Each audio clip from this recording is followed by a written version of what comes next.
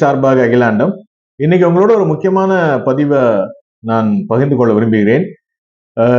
எல்லா மக்களுக்கும் தேவையான விஷயம் தான் வந்திருக்கு. அதாவது இன்னைக்கு பேங்க் அக்கௌண்ட் இல்லாம யாருமே கிடையாது இந்தியாவில். அந்த அளவுக்கு எல்லாருமே வந்து பேங்க் அக்கௌண்ட் வச்சிருக்காங்க. அந்த பேங்க்ல உள்ள கம்ப்ளைண்ட்ஸ் அல்லது இப்ப நம்ம நிறைய கிரெடிட் கார்டு ஆப்ரேட் பண்றோம், அதுக்கப்புறம் வந்து நம்ம யூபிஐ சிஸ்டம்ஸ் ஆப்ரேட் பண்றோம், கூகுள் பே ஆப்ரேட் பண்றோம். இதுல எல்லாம் பிரச்சனைகள் வந்தா எப்படி கம்ப்ளைண்ட் பண்ணணும் அப்படிங்கிற ஒரு பெரிய விஷயத்த ஆர்பிஐ வந்து பேப்பர்ல அனௌன்ஸ் பண்ணிருக்காங்க. டைம்ஸ் ஆஃப் இந்தியால இந்த பெரிய advertisement, Times of India, New Indian Express எல்லாத்துலயுமே பெருசா வந்திருக்கு. இது ரொம்ப ரொம்ப முக்கியமானது. நிறைய பேர் வந்து பேங்க் ஆப்ரேட் பண்றீங்க, பிஓ சிஸ்டம் ஆப்ரேட் பண்றீங்க, ஏடிஎம் மிஷின்ஸ் ஆப்ரேட் பண்றீங்க. பட் என்ன கம்ப்ளைண்ட் பண்ணணும், எப்படி பண்ணணுங்கிறது யாரும் பேங்க்ல போய் கேட்கறதும் இல்லை, யாரும் அதை அப்ரோச் பண்றதும் இல்லை. ஸோ அதுக்குதான் ஆர்பிஐ வந்து ரொம்ப கிளியரா வந்து ஒரு மெக்கானிசம் கொடுத்துருக்காங்க. அதாவது இன்டகிரேட்டட் ஓம்பட்ஸ்மேன் ஸ்கீம் அப்படின்னு சொல்லுவாங்க. உங்களுடைய கம்ப்ளைண்ட்டை வந்து எப்படி ரெஜிஸ்டர் பண்ணணும் அப்படிங்கிறதுக்கு ஆர்பிஐ வந்து இது கம்ப்ளீட் டீடைல்ஸ் கொடுத்துருக்காங்க. இதை நீங்க நல்லா பார்த்தீங்கன்னா தெரியும். நீங்க வெப்சைட்ல கூட போய் பார்க்கலாம். cms.rbi.org.in.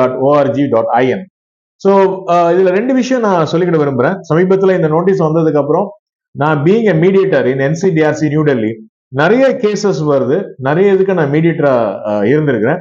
ரெண்டு விஷயத்த நான் உங்களோட பகிர்ந்து கொள்ள ஆசைப்படுகிறேன். ஒன்னு வந்து ஸ்டேட் பேங்க் ஆஃப் இந்தியா.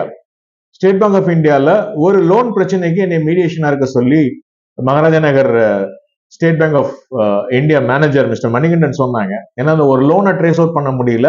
அந்த லோன் வாங்கின அந்த particular person, that is a female, வந்து ஒழுங்கா கட்ட மாட்டேங்கிறாங்க, ரெஸ்பாண்ட் பண்ண மாட்டேங்கிறாங்கன்னு நான் டீட்டெயில்ஸ் வாங்கி நான் வந்து பேசினோடனே லோன் வாங்கினவங்க வந்து ஒரு நல்ல பெரிய ஒரு கம்பெனில ஒர்க் பண்றாங்க, ஐடி கம்பெனில நல்ல சம்பளம் வாங்குறாங்க. ஆனா வந்து அந்த பர்சனல் லோனை கெட்ட தயாரா இல்லை. she was asking question me, நீங்க யாரு, என்ன, என்சிடிஆர்சினா என்ன, உங்களை எப்படிங்கிறது she was sending a mail to me and message to me in the WhatsApp. நான் போய் நீ வெப்சைட்ல போய் பாருமா, என்சிடிஆர்சினா என்னன்னு பாரு, என்னுடைய ஆர்டர், கெசட் ஆர்டர் என்ன இருக்குன்னு நீ பாரு, உனக்கு தெரியும் அப்படிங்கிறதெல்லாம் நான் ரொம்ப பாலைட்டா பதில் சொன்னேன்.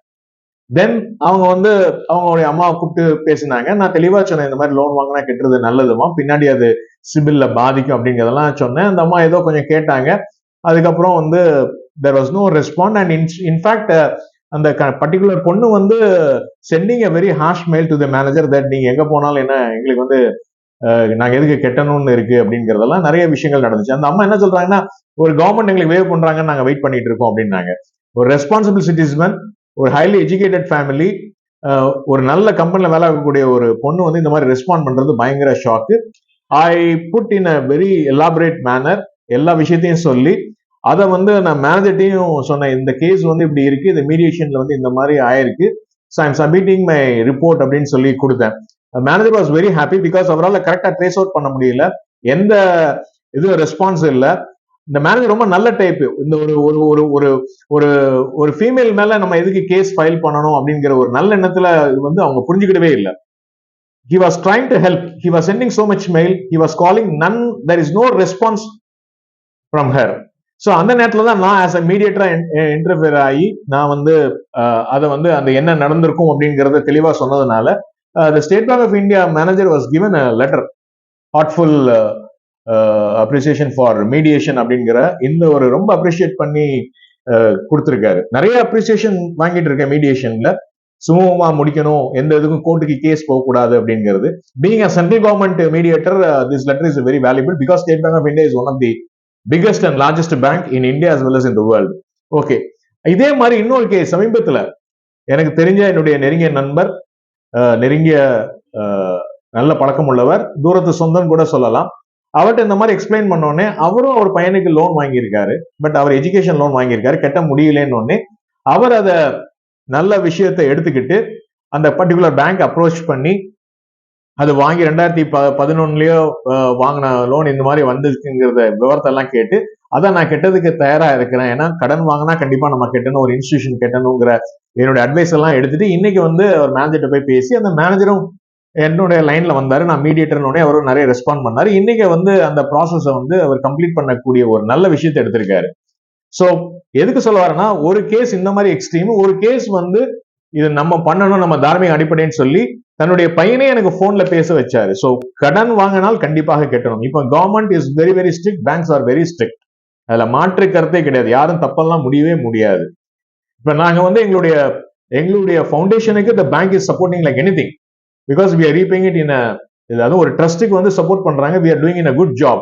அதே மாதிரி எங்களுடைய சிஎஸ்சி மதுரா லோனுக்கும் நாங்க ஒழுங்கா அடைச்சோன்னே இப்ப மேனேஜர் டெய்லி ஃபோன் பண்ணி ஏதாவது லோன் எடுத்துக்கோங்க சார், ஏதாவது மிஷினரி வாங்குங்க, ஏதாவது மிஷின்ஸ் வாங்குங்க, ஏதாவது பிரிண்டர் வாங்குங்க, ஏதாவது வாங்குங்கிறாங்க. எங்களுக்கு தேவை இருந்தா தானே வாங்கணும். அதனால கடன் எதுக்கு வாங்குறோமோ அதை ஒழுங்கா அடைக்கணுங்கிறது ஃபர்ஸ்ட் அண்ட் மோஸ்ட் இம்பார்ட்டன்ட். இது வந்து ஆன்மீகத்திலையும் உண்மை, நம்ம வாழ்வில் முறையிலும் உண்மை. நம்ம வாழ்க்கை வந்து அறம் சார்ந்த வாழ்க்கை. இந்தியாவுடைய விஷயங்கள் எல்லாமே விஸ்வகுரு, அறம் சார்ந்த வாழ்க்கை, அறம் சார்ந்த பொருளியல், அறம் சார்ந்த வியாபாரம் அப்படிங்கறத நீங்க தெரிஞ்சுக்கலாம். அதுதான் இப்ப கொஞ்சம் கொஞ்சமா வருது. சோ இந்த ரிசர்வ் பேங்க் ஆஃப் இந்தியாவுடைய நோட்டிபிகேஷன் தயவுசெய்து நீங்க தெரிஞ்சுக்கிட்டு இத வந்து நீங்க வந்து என்ன நீங்க ஆக்சுவலா என்ன தெரியணும்னா கூட அந்த வெப்சைட்ல போய் பார்த்துட்டு உங்களுக்கு எதுவும் கம்ப்ளைண்ட் இருந்துச்சுன்னா நீங்க நிறைய பண்ணலாம். சில பேங்க்ஸ் வந்து இந்த ஜுவல் லோன் கொடுக்குறேன்னு சொல்றாங்க, வெளியில அட்வர்டைஸ்மெண்ட் பண்றாங்க, ஆனா உள்ளுக்கு போனா வந்து 70% தான் தரோங்கிறாங்க.